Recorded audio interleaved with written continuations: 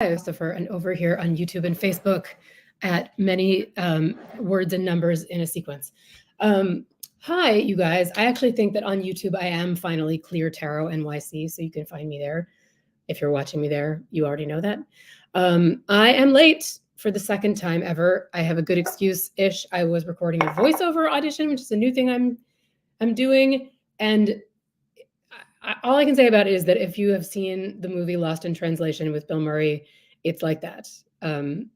You're thinking, I know how to speak this language and I know how to say words in sequence that mean something.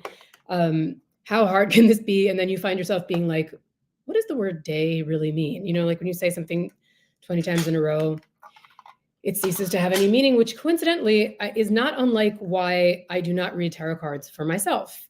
If you're just joining me for the first time thinking, what is going on? This is a weekly live stream that I do in my capacity as tarot card reader. My name is Rebecca. I am here chatting to you about all things tarot and doing a free mini reading for someone I haven't read for yet, because I find it easier to show you what I do than to talk about what I do. If you'd like that person to be you, drop me a line.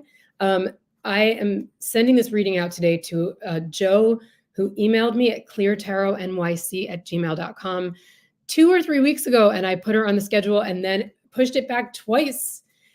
So I hope she is here today. And hello to everybody who is watching this later, as Joe may be watching this later. So I'm going to chat a little and then we're going to get into that reading. But something that people ask me a lot is, do you read for yourself?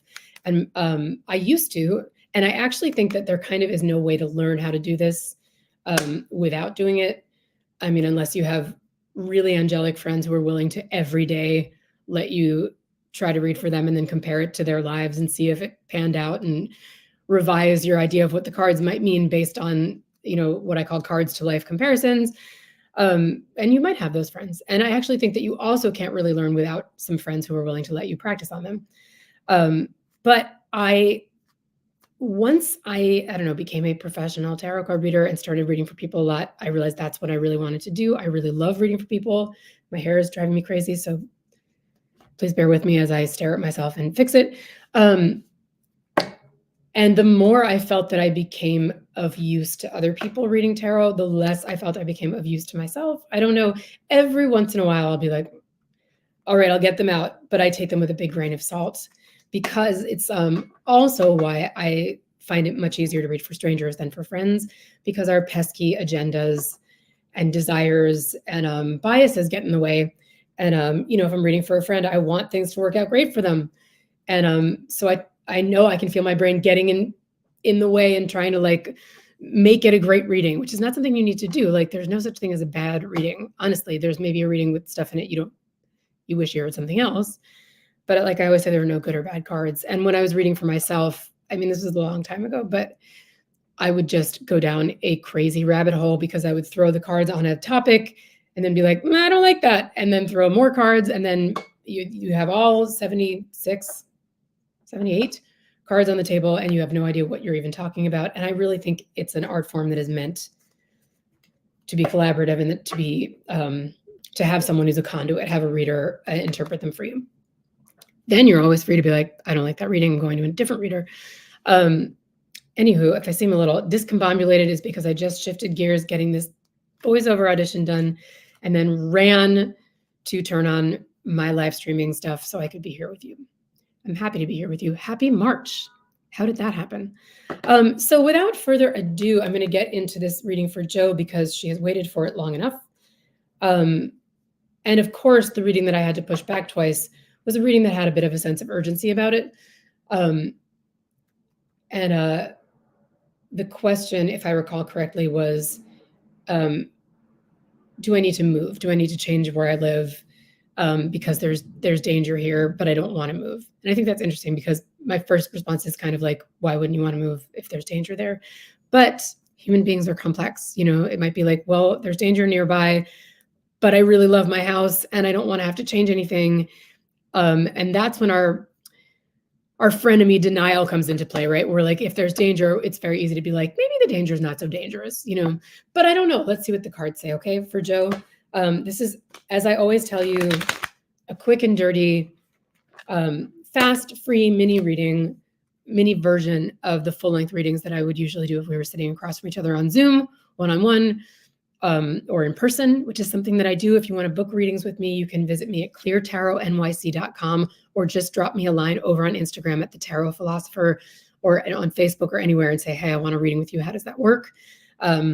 I've also been doing a lot of parties and group readings, which is a more affordable way to do it and is really fun, I think, which is a set amount of time and a bunch of mini readings in person with me or over Zoom. I think I told you guys that I read for someone's corporate event in Atlanta on Zoom, and I guess I was like a floating head in the corner of the room that people came and talked to. But, I feel like there's a grand tradition of floating heads in the history of oracles and such.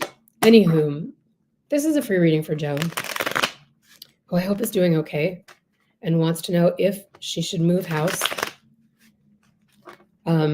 because there might be danger nearby. And I want to see what I have to say about that. Okay, thank you guys for listening so much now or later. I am the Tarot Philosopher, Rebecca Hart, Clear Tarot NYC. Let's see what the cards want to say to Joe. I mean, the nice thing is, this is not, I just want to say that the cards are saying you're not in a disempowered place. The first card that I'm looking at is the Magician. And whenever this guy comes up, certainly when it comes up first, I think this person's going to be okay because they have a lot of power. They have the power to make the world that they want to live in, to protect themselves, to do anything they want to do. So I think there might be solutions that you're not seeing. I also think that it's time to keep an open mind about what moving might be, because moving might be great. Like, we tend to think like what we've got is all we can ask for and there can't be anything better. I do sense a little bit of hanging on, because we've got this Pentacles card, which sometimes to me means like standing over your plants, being like, grow faster, and I don't like to see this. I feel like this is what's been going on a lot. Like when you're sort of trying to like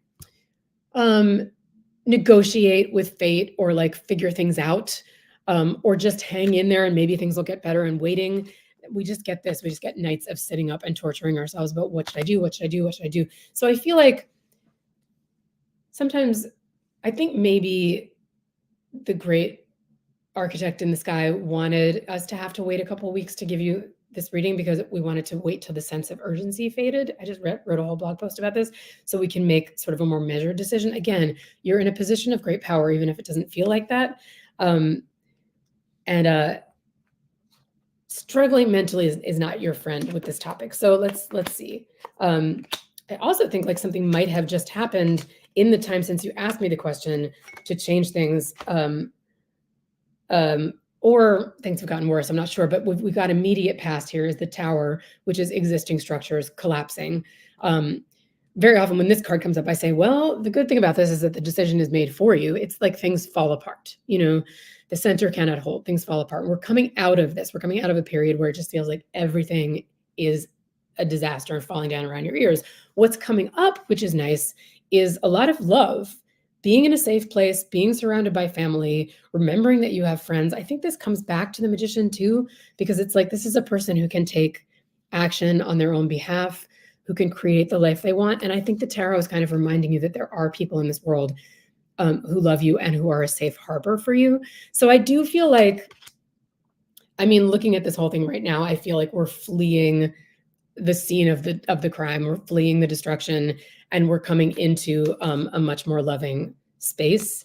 So I don't really know what this means in terms of moving, but I think we need to not, I think pausing was good, but I do think we need to not sit in denial and like kind of hope for the thing to get better or try to figure out a way to change the thing. I think we need to think of you changing your life and making things better for yourself in terms of finding new horizons, And for what it's worth, in this reading, I do see we're going away from this, which is catastrophe, which is sometimes we need a catastrophe. It's called the gift of desperation. Sometimes the world comes in and is like, no more of this. We're fleeing the tower coming down and we're coming into harmonious living.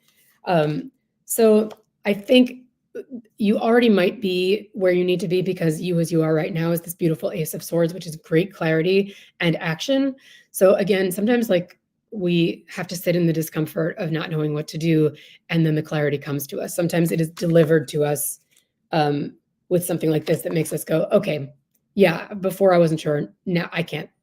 The Tower kind of kicks us out, right?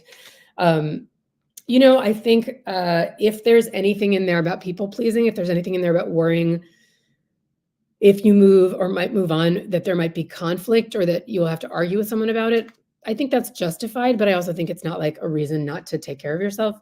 Look at you being so clear, this Ace of Swords, and then your effect on your environment, as the tarot likes to put it, what's around you is great, is strife and infighting and struggle and everybody vying for control. Sometimes when we do what's right for us, people around us react as if we've harmed them because it's threatening to them. And it makes them have to think about their lives differently. And I think right now, I just want to see you kind of slicing through the chaos and being like, I'm doing what's right for me and trust that everybody else is going to be taken care of. I do think we're trading in one set of people for a new set of people. And I love that what we have in the final analysis is you here as the Queen of Wands, someone who is like, again, this magician feeling of like, what do I want to create in my life? I think like you've kind of forgotten about the things that you're really good at. And the power that you actually have. And I think we're moving into a place where you can actually remember that you're a woman of power. This is also a woman of great spiritual power too, the wands, or our creativity or spirituality. You're coming out on top. I think it's a very clear thing to me to see like the Tower, we're leaving disaster, we're coming into harmony. Only you can know what that means for you, though. Only you can be clear on where the disaster is and where the harmony is. And if you're saying to me, I think there's danger, even if it's just the kind of danger that's like, I don't like this, I want something else. But this reading doesn't make me worried for you. This reading makes me think, oh, good, this woman is going to find a harmonious place to live and chosen family. If it's not regular family, it's the people in your life who treat you like you matter and with whom you are safe, even if it is a shelter for a little while. There's like the verb shelter keeps occurring to me. So if it's a literal shelter or if it's just people with whom you can take refuge, you wind up coming out on top, but you're clear. I think that also that Ace of Swords is saying that you're clear and you know what to do. So I hope that was in some way helpful to you guys. I will be back next Friday. This is Rebecca Hart, free Tarot Fridays. If anybody has a question, also while I'm doing these things, you can also write in questions about the tarot. Anything you want to know, drop me a line. I love reading for you. See you next week in the future. Bye.